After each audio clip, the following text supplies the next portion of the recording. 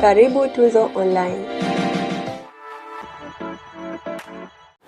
Jambo la pili ambalo nizungumze ni issue ya rufaa yetu ya mchezaji Mohamed Damaro. Kama mnavyofahamu, tulipeleka mashtaka kwenye kamati ya wachezaji na usuluhishi, nafikiri Kiswahili chake nimepatia, kuhusu huyu mchezaji. Sisi tulikaa swala hili tukatafakari kwa kina, tukasema ni swala ambalo halijakaa sawa, ni swala ambalo katika ushindani hakuna uwiano ulio sahihi. Ni kama klabu zinatengeneza njia ya kuongeza wachezaji wa kigeni bila sababu yoyote ya msingi.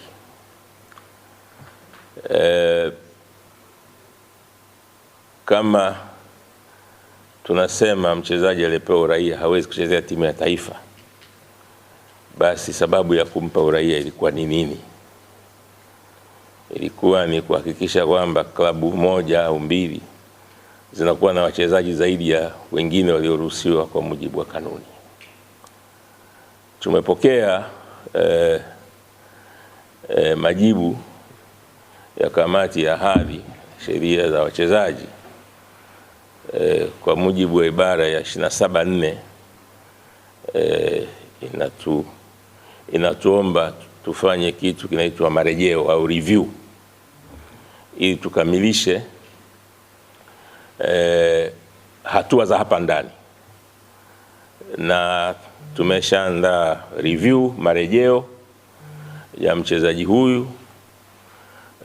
Tutawasilisha hivi punde hapo TFF, na katika hukumu ile waliotupatia imechagua tu maneno yanayowafurahisha ndio wanajibu. Maneno mengine ambayo tuliyahoji hawakuyajibu kabisa. Mohamed Damaro, tukizungumza sasa hivi, ana FIFA identification number 2. Mchezaji yoyote akishaingia kwenye mfumo wa kucheza mara ya kwanza anapewa ID number. Hiyo ID number unatakiwa uhame nayo kokote tunakoenda, ndio namba yako ya utambulisho. Lakini ukiangalia kwenye mfumo, Mohamed Damaro ana ID number 2. Hiyo tuliuliza kwenye kamati, hawakuweza kulijibu. Lingine ambalo tulihoji huyu Mohamed Damaro kama hawezi kucheza timu ya taifa ya Tanzania, ina maana kwamba yuko eligible, wanasema wazungu, kuchezea timu ya taifa ya Guinea. Na kwa kweli moja ya vitu ambavyo tulimtaka Damaro aje pale TFF, ikiwezekana klabu yake, tulitaka tujue mbinu alizotumia kupata uraia wa Tanzania kama zilikuwa ziko namna gani. Kwenye cross examination ambayo tuliomba, tulitaka tujue kama Damaro ameukana uraia wa Guinea, ameukana lini na ameukana katika namna gani, kwa sababu wazungu wanasema kuna president. Kuna mchezaji anaitwa Josephat Bada ambaye alipewa uraia pamoja na huyu. Wakati anaondoka hapa, ilibidi aondoke katika uraia wake aliokuja nao Tanzania hapa, sio uraia wa Tanzania. Na hiyo ni kwa sababu kama angetumia uraia wa hapa, kuna ile kitu inaitwa TMS, transfer matching system. Sio, kuna mzee wangu mmoja alisema transfer monetary system, ni transfer matching system. Ile transfer matching system isingekubali, kwa sababu data za mchezaji fulani na huku lazima ziwiane, ndio transfer inatokea. Sasa uwezi kuwa huku ni mwingine, huku ni Mtanzania, ukaweza kuhama, hilo haitatokea. Kwa hiyo yote hayo tuliyahoji, haya kupata majibu. Tumeomba review, lakini hatutaishia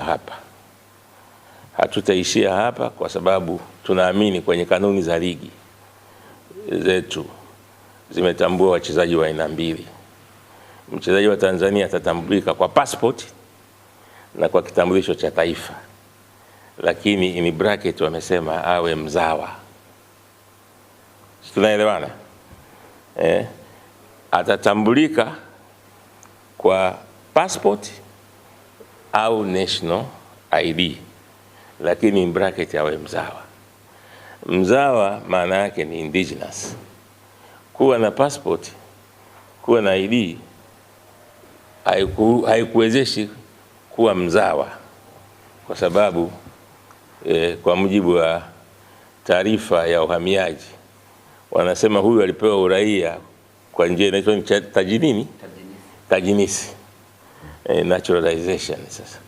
Sasa kama amekuwa naturalized, kanuni zile zile za TFF zinasema mzawa. Kwa hiyo kuna mchezaji mzawa na kuna mchezaji wa kigeni. Sisi tunaamini Damaro hakizi kwa mujibu wa kanuni zenyewe za TFF, hakizi vigezo vya kuwa mzawa. Kwa hiyo yote hatumeyahoji, lakini kamati ya sheria na hadhi ya wachezaji hawakuyajibu hayo. Kwa hiyo tunaandika review na kuweza kuomba. Na naomba niliseme hili jambo si jambo dogo kwa nchi, kwa sababu Simba mwaka jana baada ya sisi kuona wenzetu wamepewa uraia, tunaandika barua uhamiaji wachezaji wetu kwamba kuna baadhi ya wachezaji wetu wanaomba nao kupata uraia. Hatujai kujibu hiyo barua mpaka leo. Mpaka leo hatujai kujibu hiyo barua ya wachezaji wetu waomba uraia. Kwa hiyo sisi tunaamini ligi kuu ya Tanzania ni brandi kubwa, ni product kubwa. Ikiwa haiko kwenye mizania sawa, inaleta vitu ambavyo vinaumiza na vitu ambavyo si vizuri. Kwa hiyo jambo hili sio tu tunaenda kasi baada ya review kama tutapata tunayotaka, tunaandikia pia FIFA, kwa sababu tunaamini kuna fraud. Fraud kwa Kiswahili inasemaje? Fraud tunasemaje kwa Kiswahili? Ni udanganyifu. Kwa sababu kama unaweza kucreate ID nyingine ili mchezaji acheze, unashindwa kutumia ID ya mwanzo aliyokuwa nayo Gine, ina maana unafanya udanganyifu. Ibu FIFA nao waje waangalie huu udanganyifu huu, nani amehusika kuufanya na kwa faida ipi. Kwa hiyo hili jambo si dogo, ni jambo kubwa. Sisi tunaliona Simba kama mtu anaweza akapewa tu uraia ili achezee klabu, asichezee timu ya taifa, ni jambo kubwa. Kwa sababu Damaro vile alivyo, hata iwe vipi, hata kwa miaka 100 ijayo hawezi kuchezea timu ya taifa kwa sababu zifuatazo. Jambo la kwanza kabisa, ucheze timu ya taifa ya nchi husika, lazima uwe na mizizi katika nchi ile. Aidha babu yako mmoja au bibi au wote waliwahi kuwa katika ile nchi au ni wazaliwa ile nchi, au wazazi wako au mmoja wa wazazi wako amewahi kuwa ni raia ile nchi, amezaliwa ile nchi, ameishi katika ile nchi, au wewe mwenyewe umezaliwa katika ile nchi, wakati wengine wazazi wako wanafanya kazi, ulizaliwa pale ukasoma pale, kwa hiyo una mizizi na ile nchi. Katika yote hatujaenda kwenye mengine mengi, hilo moja tu tayari Damaro hati ya miaka 100 1000 hawezi kuchezea timu ya taifa. Kwa sababu kama ingekuwa hivyo, ingekuwa nchi zinaenda Brazil zinachukua wachezaji, inaenda Argentina zinawaleta, zinapa uraia. Kwa hiyo kwa mujibu wa FIFA haikuwa hivyo. Lakini jambo lingine ambalo tulifikiri TFF walitakiwa walifanye ni kwamba kama kanuni za TFF hazizungumzii switch of nationality, ambayo TFF walijua kabisa kimpira huyu ameswitch kutoka Guinea anataka kuswitch Tanzania.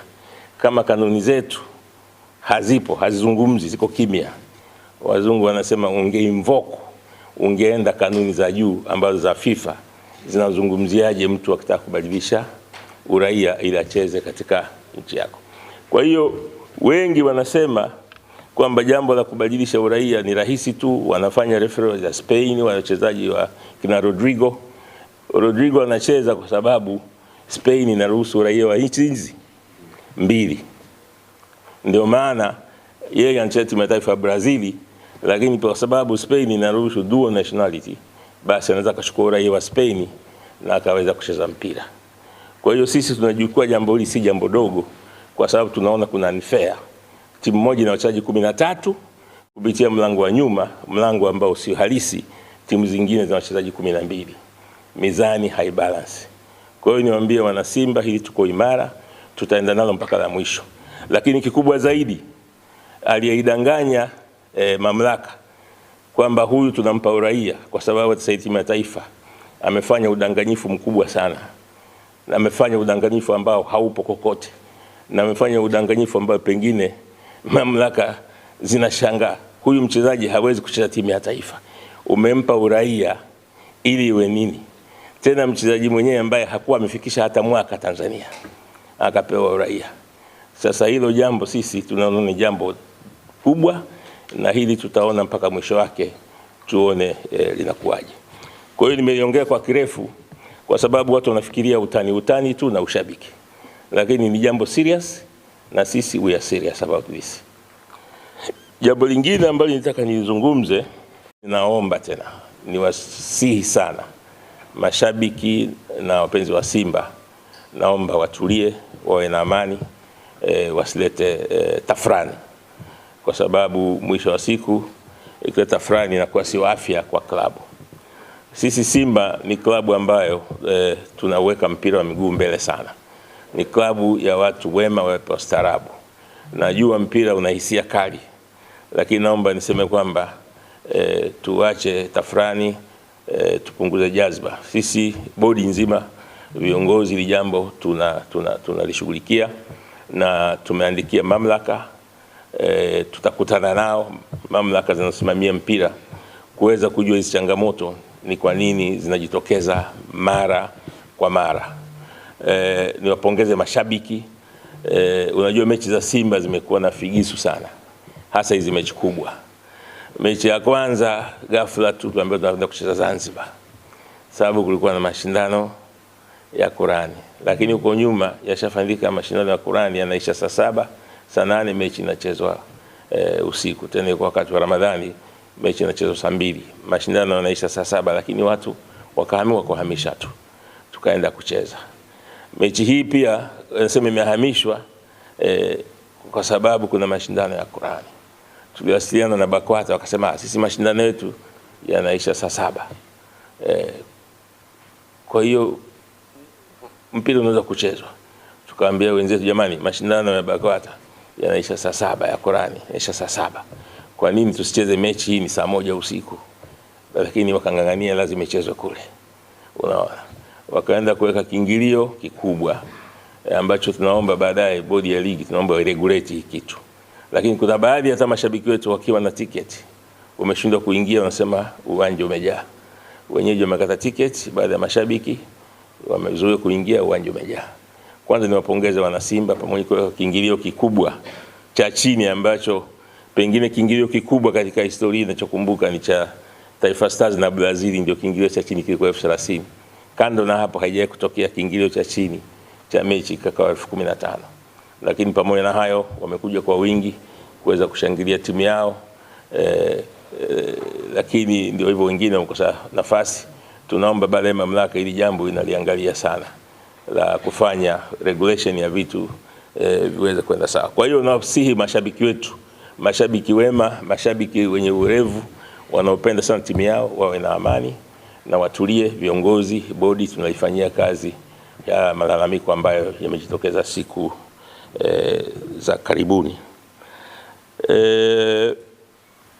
Kwa kifupi